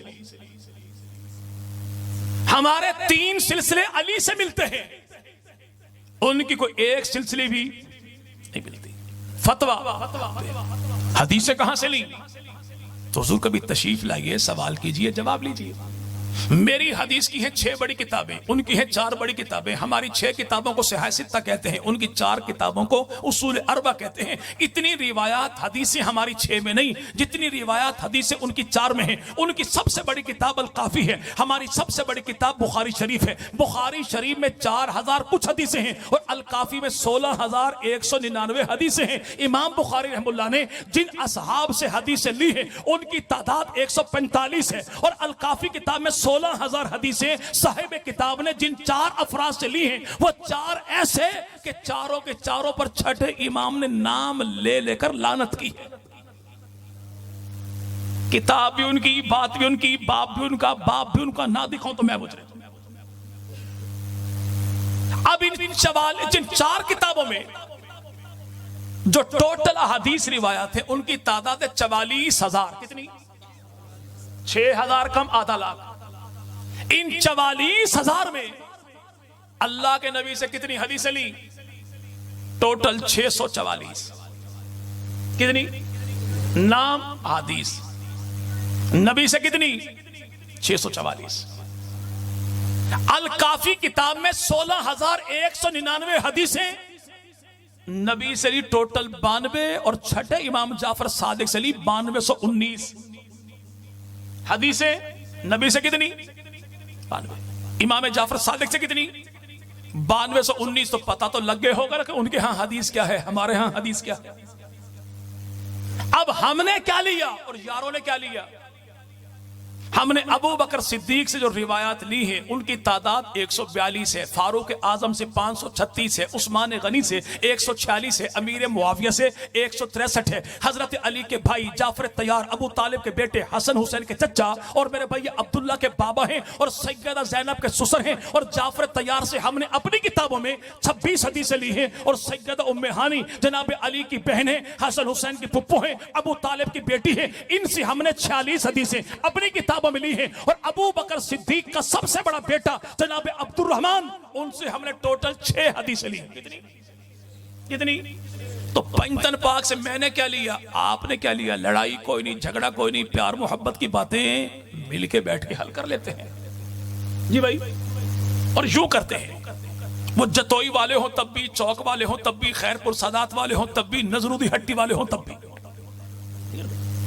जिन पे आपको एतबार हो कमेटी आप बना लीजिए, किताबें आपकी भी उठा लें, किताबें मेरी भी उठा लें। 1 महीना पढ़ने के बाद कमेटी को मेरे भाई यहां पे रिपोर्ट पेश कर दे कि पंजतन पाक से तूने क्या लिया है, पंजतन पाक से मैंने क्या लिया है। कमेटी में सारे तेरे हो, मेरा एक भी ना हो, मैं तब भी लिख कर देता हूं कमेटी का फैसला मैं तस्लीम करूंगा। अब लिया क्या है? हजरत हुसैन इब्न अली रज़ी अल्लाह अन्हु, हजरत हुसैन इब्न अली, अली का सबसे छोटा बेटा, इनसे हमने जो हदीसें ली हैं उनकी तादाद है 43। कितनी? 40 और 3 कितनी? हमने हदीस ली है हजरत हुसैन से 43, और जिस मौला हुसैन के नाम पे पूरा कारोबार जिंदगी चलता है, उस मौला हुसैन से पड़ोसियों ने ली हैं टोटल 7 हदीस। 60 नहीं, 7 हदीस। हजरत हसन मुज्तबा हमने हदीस ली है 35, यार लोगों ने ली है 21। सैयदा फातिमा तो ज़हरा यानी पैगंबर की एक ही बेटी है, चल पैगंबर की एक ही बेटी को मान के तूने एक ही बेटी से खा लिया। सैयदा फातिमा से हमने हदीस ली है 18, कितनी? और यार लोगों ने सैयदा फातिमा अली की ज़ौजा पैगंबर की बेटी हसनैन की अम्मा खातून जन्नत से 44,000 हदीसों में जो हदीसें ली हैं उनकी तादाद पूरी एक भी नहीं। पैगंबर की बेटी से हमने 18 हदीसें, यार लोगों ने। सैयदना अली अल मुर्तज़ा से हमने हदीसें ली हैं 1584, गवाडियां ली हैं 582। कितनी? चलो क्या रियायत को याद करोगे? 1000 छोड़ी, 82 भी छोड़ी, रहेगी बाकी 500। अगले साल तक मुहर्रम का महीने, चहलम के महीने तक अगर अपनी किताबों में दर्ज उसूल हदीस के मुताबिक जनाब अली से अपनी किताबों में तुम असली नस्ली 500 हदीसें दिखा दो, तो आने वाले मुहर्रम में झुग्गी वाला के मरकजी इमाम बड़े पड़ोसियों के चौक में कसरे इमाम हुसैन में मजलिस तेरी होगी, जाकर मैं बनूंगा, मौला तेरा होगा, चादर मेरी होगी, आलम तेरा होगा, हाथ मेरा होगा। और अगर तू 500 भी साबित ना करे और मैं 1584 दिखाऊं तो फिर टर टर करना छोड़ दे कि अहले सुन्नत अहले बैत को नहीं मानते। मेरा दावा यह है कि अहले सुन्नत ही अहले बैत को मानते। आखिरी बात और बात खत्म भाई। आपने दीन कहां से लिया? तो दीन की शरह को फिका कहते हैं। फिका के 4 इमाम हैं, अहमद इब्न अंबल है, इमाम मालिक है, इमाम शाफी है, इमाम आजम अबू हनीफा रहमतुल्लाह अलैह। नहीं, तुम्हें पता ही नहीं, तुम्हारा इमाम जो इमाम आजम है ना, वो इमाम जाफर सादिक का शागिर्द है। तो बल्ले बल्ले, हमें कौन सा इनकार है? ये भाई हमें तो इनकार, चूंकि नबी की गुलामी हो या नबी की आल की गुलामी, हम इसे इल्जाम नहीं समझते, इसे एजाज समझते। एजाज को छुपाया नहीं जाता, जमाने भर को बताया जाता है। तूने कहा मैं मान गया कि तेरा इमाम मेरे इमाम का उस्ताद है, हिम्मत करके बताना कि इमाम जाफर सादिक रहमुल्लाह का उस्ताद कौन है। और ये याद रखेगा, 4 भी मेरे हैं, 12 भी मेरे हैं। नहीं यकीन आता, आज ही मस्जिद नबी में मदीना की धरती पर किसी हाजी से राब्ता कीजिए और उसे कहिए कि मस्जिद नबी की पेशानी लाइव वीडियो में दिखा। आज भी मस्जिद नबी की पेशानी पर गोल गोल दायरों में 4 के भी नाम लिख के, 12 के भी नाम लिख के, ताकि जमाने को पता लग जाए 4 भी हमारे हैं, 12 भी हमारे हैं। इनसे पूछिए कि मेरे इमाम का जो उस्ताद है, उसे तो इमाम आजम रहमुल्लाह के उस्ताद को इमाम जाफर सादिक कहते हैं। हिम्मत करके बता कि इमाम जाफर सादिक का उस्ताद कौन है। यकीन माने, बंदा बाइक पर बैठेगा, दरिया सिंध में छलांग लगा देगा, लेकिन इमाम जाफर सादिक के उस्ताद का नाम नहीं बताएगा। क्यों? क्योंकि इमाम जाफर सादिक रहमुल्लाह के उस्ताद का नाम है कासिम। कासिम का अब्बा है, नाम उसका मोहम्मद। मोहम्मद का अब्बा तो नाम उसका अबू बकर सिद्दीक। अबू बकर नहीं, तुम्हारा इमाम हमारे इमाम से हदीसें लेता है, तो भाई मेरा इमाम तो इमाम जाफर से हदीसें ले, तो इमाम जाफर किससे हदीसें लेते हैं? इमाम कासिम से। तो इमाम कासिम किससे हदीसें लेता है? उसे नबी का साला कहते हैं, अली का भाई कहते हैं, उम्मत का मामू कहते हैं, नबी का सहाबी कहते हैं, मुजतहिद ज़ीशान कहते हैं, फाते कबीर कहते हैं, उसी को अमीर मुआविया बिन अबी सुफियान कहते हैं। हमने दीन कहां से लिया? तो सैयदना अली अल मुर्तज़ा रज़ियल्लाहु। हजरत अली के 9 औलादे हैं। कितनी? 9 उस्ताद ऐसे जो उस्ताद इमाम आजम के हैं, औलाद सैयदना अली की है, तादाद उनकी 9 है। और 37 अफराद खानदान नबुवत के वो हैं जो अहले सुन्नत की किताबों में हदीसों का रावी हैं, और 17 अफराद वो हैं जो औलाद हुसैन की हैं, रावी अहले सुन्नत वल जमात के। हजरत अली की 9 बीवियां। कितनी? 9 बीवियां, 17 बेटे, 18 बेटियां, 27 साहब के दामाद। और जनाब अली के 9 बेटे करबला की धरती पर शहीद हुए। और वह 9 बेटे कौन हैं? मोहम्मद बिन अली, अबू बकर बिन अली, उमर बिन अली, उस्मान बिन अली, अब्दुल्ला बिन अली, उबैदुल्ला बिन अली, अब्बास बिन अली, जाफर बिन अली और सैयदना हुसैन इब्न अली। और जनाब अली के 17 बेटों में 5 बेटों से औलाद चली। जनाब हसन बिन अली, हुसैन बिन अली, मोहम्मद बिन अली, अब्बास बिन अली, उमर इब्न अली। और 12 बेटों से औलाद अड़ी बाल नहीं थी यार। सुनते ना भाई? अच्छा नहीं हुआ। चादर ला, मौला के कदमों पर रख, मौला बेटा अता फरमा देगा। यानी आज मलंगनी को पता लग गया कि मौला के कदमों पर चादर रखने से बेटा पैदा होता है। अली के 12 बेटों को पता नहीं लगा कि बेटा कैसे पैदा होता है।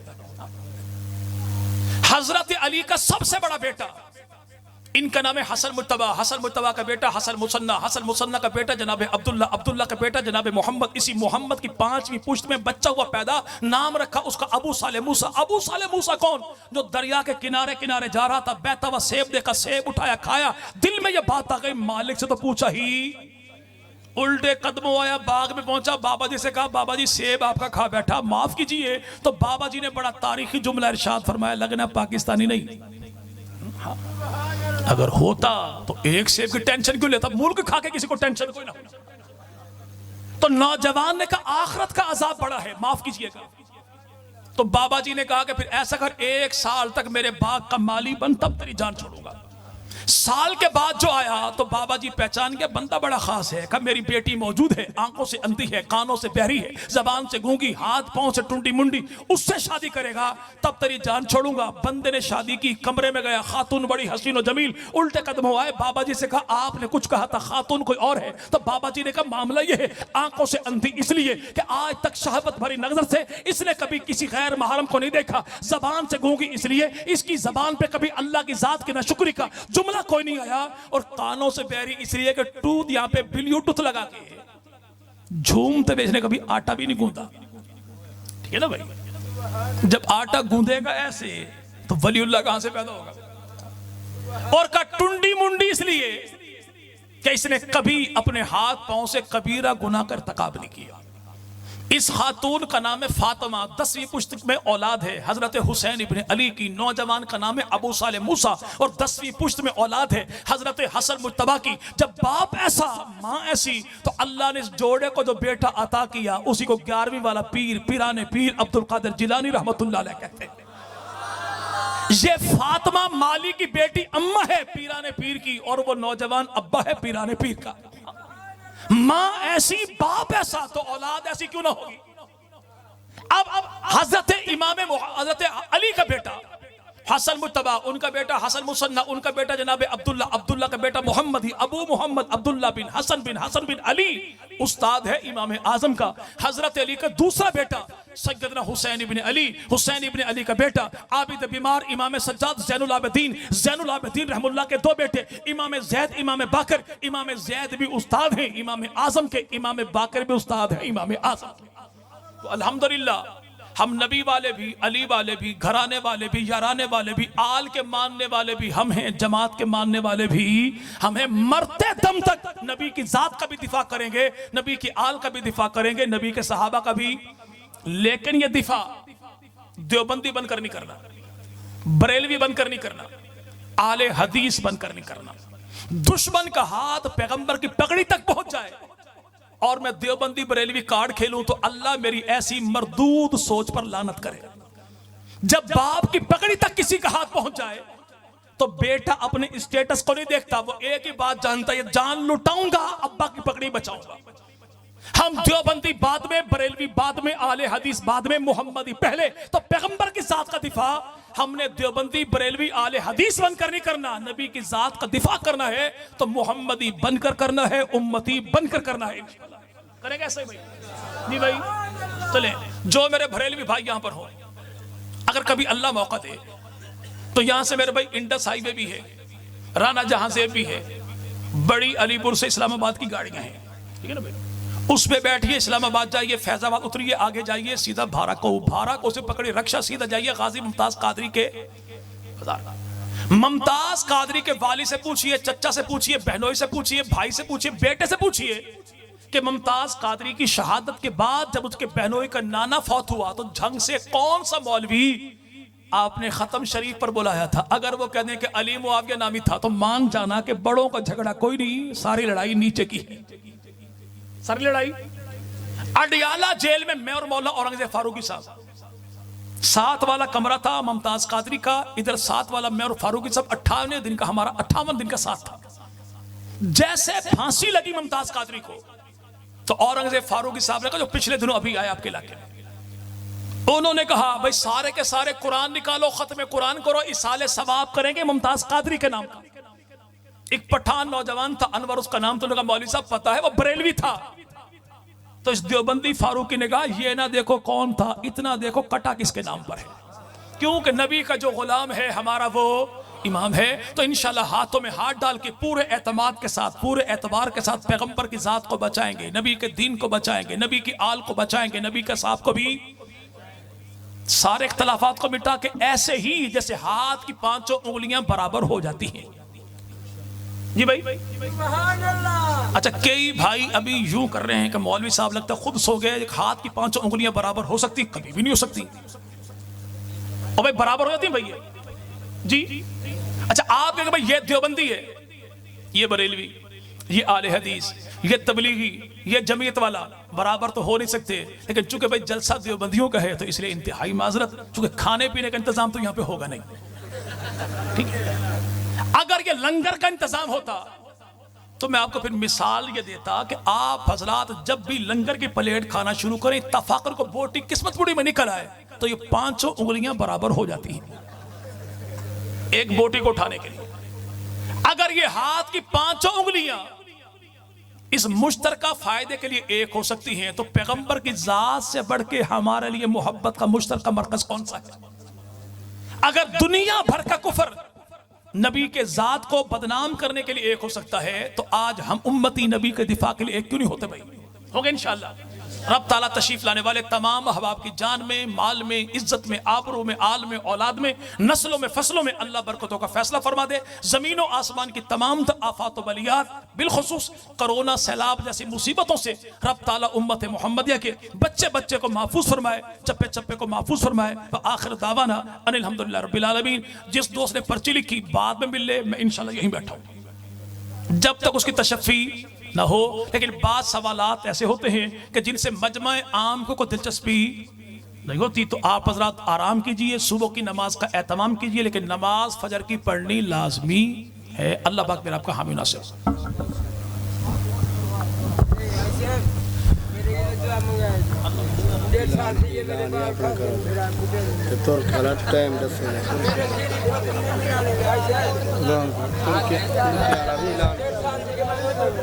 अल्हम्दुलिल्लाह रब्बिल आलमीन अस्सलातु वस्सलामु अला सय्यिदिल अंबिया वल मुरसलीन अल्लाहुम्मा सल्लि अला सय्यिदिना मुहम्मद व बारिक वसल्लम।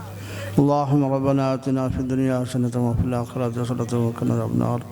अल्लाहुम्मा रब्बना ज़लमना अनफुसना व लम तग़फिर लना अल्लाहुम्मा इन्नी ज़लमतु नफ़्सी सल्लल्लाहु तआला अला खैरि खल्क़ि मुहम्मद। वे ऐलान सुन लो सवेरे शाह साहब दी तकरीर